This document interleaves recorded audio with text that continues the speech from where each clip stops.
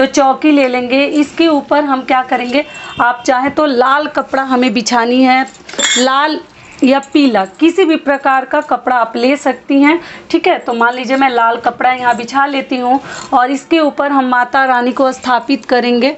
तो एक आसन है ये मेरे पास, इस आसन पे मैं माता रानी को पहले अच्छे से स्थापित करूँगी।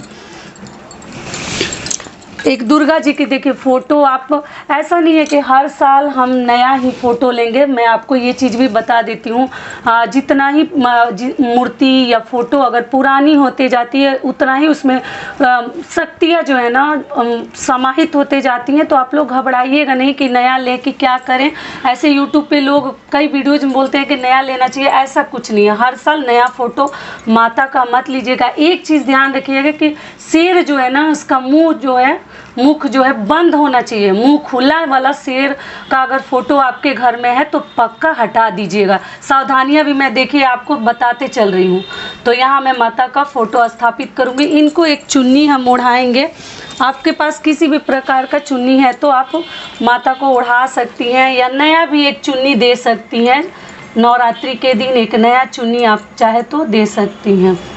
और इसके आगे दोस्तों देखिए हमें क्या करनी है, तो हमें यहाँ पे ना अष्टदल कमल हम बनाते हैं। चावल का बनाया जाता है, जौ से भी बना सकते हैं, गेहूं से भी बना सकते हैं, लेकिन चावल जो है ना सबके यहाँ आसानी से मिल जाता है। तो देखिए मैं पीला चावल रखती हूँ अपने पूजा रूम में, तो मैं पीला से ही बनाऊँगी। तो आप तो इस प्रकार से आपको बना लेनी है। ये गिन लीजिएगा, ये 8 है ना, 1 2 3 4 5 6 7 8, ठीक है, 8 होना चाहिए। इस ऐसे हमें एक कलश लेनी है। अगर मिट्टी का पात्र रहे तो और भी अच्छा है। तो आप ऐसे एक मिट्टी का पात्र ले लीजिएगा, धो लीजिएगा, इसको बिना धोए मत लीजिएगा। और धोकर अगर मिट्टी का पात्र नहीं है, आपके पास पीतल का लोटा है तो आप पीतल का लोटा भी इस्तेमाल कर सकती हैं, तांबे का भी कर सकती हैं, जिस धातु का लोटा है आप कर सकती हैं। बस अल्मुनियम और स्टील मत लीजिएगा, और ये सबसे शुद्ध माना जाता है। तो इसको रख देनी है हमें इस कमल के ऊपर। लेकिन रखने से पहले आपको क्या ध्यान रखनी है, के ऊपर हमें स्वास्तिक बनाकर फिर रखनी है। तो सिंदूर को हम तैयार कैसे करेंगे, और इस प्रकार से आप थोड़ा सा घी या तेल डालेंगे तभी आप अच्छे से ना स्वास्तिक बना पाएंगे। और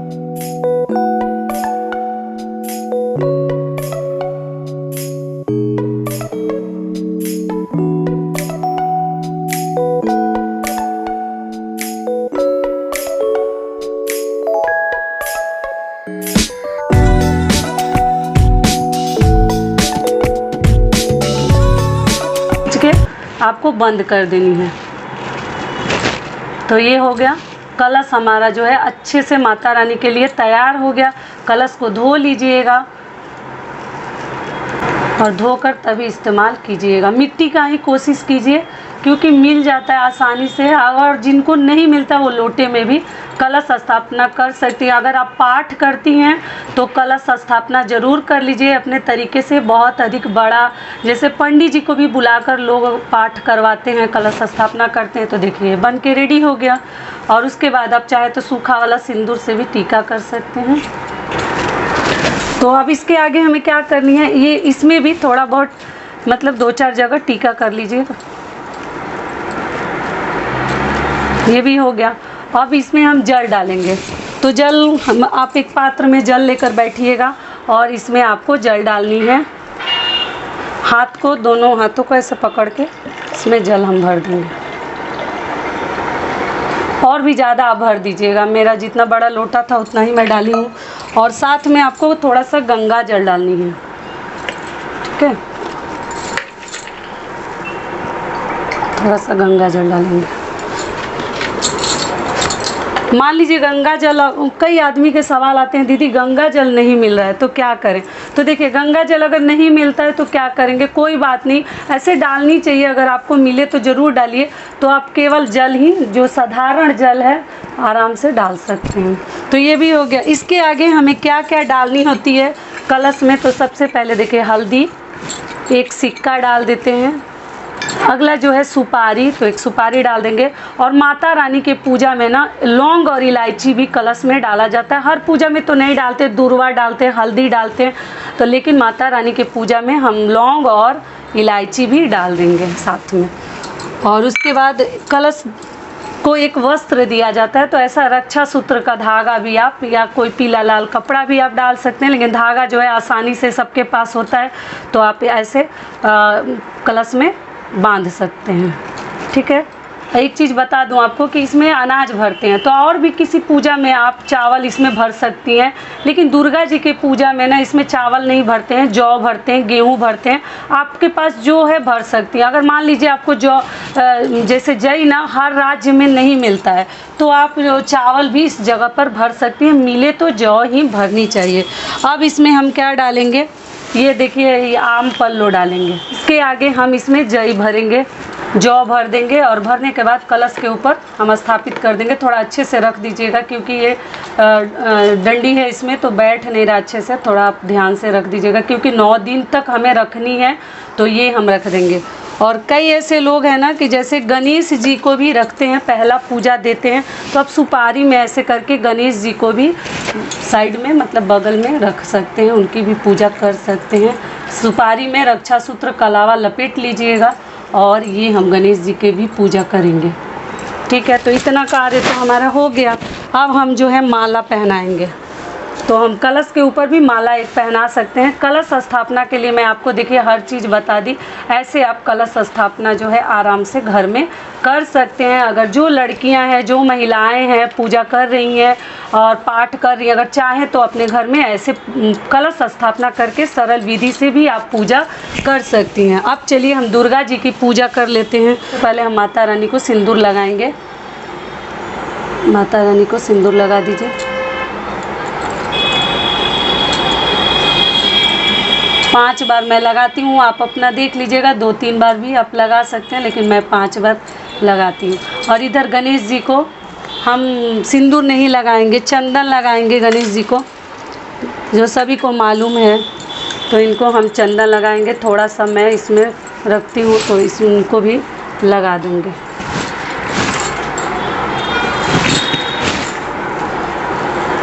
ठीक है, चंदन भी लगा दी। अब इसके बाद हम माता रानी को भी फूलों का हार अब चढ़ा दीजिए, जो ही फूल आपको मिल रहा है। दुर्गा जी को तो ऐसे लाल फूल चढ़ाया जाता है, तो मैं लाल फूल भी चढ़ाऊंगी।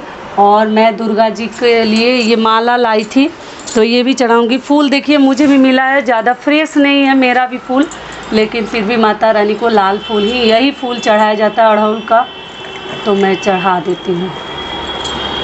आप प्रतिदिन मिले तो ज़रूर लाल फूल माता रानी को चढ़ाइए। इसके आगे नारियल, लेकिन हमारे यहाँ ना नारियल को हमेशा खड़ा हम लोग रखते हैं। कभी भी कलश रखते हैं तो ये जो मुख है ना नारियल का, ये ऊपर के तरफ हम रखते हैं, अपनी तरफ नहीं रखते हैं। तो इसलिए आप ध्यान रखिएगा, अगर आपके यहाँ जिस प्रकार से रखा जाता, आप बिल्कुल चेंज मत कीजिएगा, आप उसी प्रकार से रखिएगा।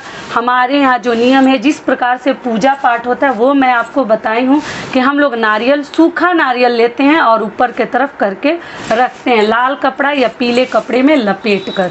ठीक है, तो ये भी हो गया। और नारियल के ऊपर भी हम थोड़ा सा सिंदूर वगैरह लगा देते हैं। इसमें भी 5 जगह आप तिलक कर दीजिए, टीका लगा दीजिए, और हाथ में पक्का ये पवित्री पहन लीजिएगा, ये रिंग, और तब पूजा कीजिएगा। तो ये भी हो गया। अगली चीज़ क्या है कि देखिए, अगर मिट्टी तो मिल पाना बहुत मुश्किल है आजकल के ज़माने में ना। सुंदर सी मिट्टी, मतलब महीन अच्छी सी मिट्टी अगर आपको मिल जाती है जिसमें उपज जाए जौ, तो आप ले लीजिए। लेकिन अगर नहीं मिट्टी मिल पाती है तो आप इस प्रकार से अष्टदल कमल बनाकर भी आप पूजा कर सकते हैं। अगर मिट्टी आपको मिल जाती है तो मिट्टी में जौ डालकर, बहुत अधिक जौ मत डालिएगा, थोड़ा सा डाल के, और डेली आपको पानी से ना सींचना है। और सींच कर आप चाहे तो इस ज़मीन पे भी ना कुछ बिछा कर आप एक बेदी सा बना लीजिए, और ज़मीन पर बिछा कर आपको जौ उगानी है तो जौ उगा सकते हैं। खाती आपको तो प्रतिदिन माता रानी को आपको भोग लगानी है। जैसे मैं बतासे का भोग लगा रही हूँ, लेकिन जो भी भोग, हलवा पूड़ी, 9 दिनों का तो 9 भोग भी है, तो आप उसके अनुसार फल फ्रूट कुछ भी माता को चढ़ा सकती हैं। साथ में आपको क्या ध्यान रखनी है, आगे मैं आपको वीडियो दूंगी कि 9 दिनों का 9 भोग माता रानी को क्या चढ़ाया जाता है। लेकिन मान लीजिए वो चीज़ अगर आप नहीं बना पाते, किसी कारणवश नहीं चढ़ा पाते, तो जो ही मेवा, मिश्री, काजू, किशमिश, लच्छेदाना जो ही माता रानी को आप चढ़ाते हैं, उसमें आपको क्या करनी है, प्रतिदिन 2 लौंग, इलायची अगर नहीं भी रहेगा तो ठीक है, कोई बात नहीं, लेकिन लौंग माता रानी को छाक दिया जाता है। बहुत ज़रूरी है, इम्पॉर्टेंट है, महत्वपूर्ण है, आप ज़रूर भोग में डाल दीजिएगा। इलायची हो तो और भी अच्छा है। फिर आगे आप लोग पूछेंगे दीदी इलायची लौंग का क्या करें, तो देखिए आप चाहें तो इसको चबा के खा सकते हैं, चाहे तो डब्बे में स्टोर कर सकते हैं, जब ज़रूरत पड़े तो आप इस्तेमाल कर सकते हैं। मसाले में मत कीजिए, चाय वगैरह में या चबा के खाना हो। लौंग इलायची तो लोग ऐसे भी खाते हैं चबा कर, ठीक है। दीपक जला लेंगे, तेल अच्छे से भर दीजिएगा। दीपक को ढकते नहीं है, ये चीज़ ध्यान रखिएगा कि जब हम कलश स्थापना करते हैं तो हम दीपक को ढकते नहीं हैं। और दीपक के नीचे भी ना, जैसे आपको ना फूल हो या चावल हो, थोड़ा सा ना इसके नीचे भी, ऐसे तो ये चौकी के ऊपर है, दिक्कत नहीं है, लेकिन थोड़ा सा कुछ बिछा देने से और भी सही हो जाता है। और गिरे ना, एकदम ध्यान से रखिएगा, दीपक जो है हमारा गिरे ना। और ऐसे करके इसका बाती थोड़ा सा आप ध्यान रखिएगा। प्रथम दिन जो है, प्रतिपदा के दिन, एकम के दिन हम माता शैलपुत्री के स्वरूप की पूजा करते हैं, तो मतलब पूरा हो जाएगा, संपूर्ण हो जाएगा, तब हम दोनों समय हमें माता रानी की आरती करनी चाहिए। माता रानी के लिए यही आरती गाते हैं, जय अम्बे गौरी मैया जय श्यामा गौरी। और मंत्र क्या है वो भी मैं आपको सुना देती हूँ। या देवी सर्वभूतेषु शक्ति रूपेण संस्थिता, नारायणी त्र्यंबके गौरी, नारायणी नमोस्तुते। कि अगर माता रानी को श्रृंगार की चीज़ें आप चढ़ाना चाहती हैं, जो ही लड़कियां हो, जो ही सुहागिन महिलाएं हों, या जो भी अपने श्रद्धा के अनुसार चढ़ाना चाहते हैं, श्रद्धा के अनुकूल, तो आपको क्या करनी है कि देखिए ये पैर रंगने वाला महावर है, जो ही आपके पास है, आप लिपस्टिक और भी चीज़ें ले सकते हैं, श्रृंगार की चीज़ें, और माता रानी को हम चढ़ा देंगे। तो एकम के दिन ही आप चढ़ा दीजिए, या कई लोग हैं ना जैसे अष्टमी के दिन भी चढ़ाते हैं, जो खरीद के नहीं रखे हैं वो अष्टमी के दिन भी माता को चढ़ा सकते हैं। साड़ी भी आप चाहें तो इस जगह पे चढ़ा सकते हैं इसके साथ। तो देखिए हम माता रानी के पास में, आप चाहे तो एक पात्र में भी रख सकते हैं, जैसे मैं इस पात्र में रख लेती हूँ। और सुहाग की चीज़ें दुर्गा जी को चढ़ाया जाता है, तो आप चढ़ा दीजिएगा। तो इसी पक्का कीजिएगा। आप लोग पूछते हैं कि दोनों समय करें, तो हाँ, आरती हमें दोनों समय करनी है। दुर्गा जी के पूरे नवरात्रि 9वीं तक हम कर सकते हैं। तो आरती कौन सा करेंगे, मैं बैठ के ही करके आपको बता रही हूँ, ठीक है। जय अम्बे गौरी मैया जय श्यामा गौरी, तुमको निस दिन ध्यावत, मैया जी को निस दिन ध्यावत, हरि ब्रह्मा शिव जी। माता रानी के लिए नमस्कार करेंगे, सिर पटक के नमस्कार करेंगे, आप लोग भी कीजिएगा, ठीक है। तो यहीं तक का था हमारा वीडियो। आशा करती हूँ, उम्मीद करती हूँ कि इस वीडियो से आप लोग को बहुत अधिक लाभ मिलेगा। फिर मिलती हूँ एक नए वीडियो में, तब तक के लिए नमस्कार। स्वस्थ रहिए, सुरक्षित रहिए, और जहाँ कहीं भी रहिए खूब खुश रहिए, और प्रेम से बोलिए दुर्गा माता की जय।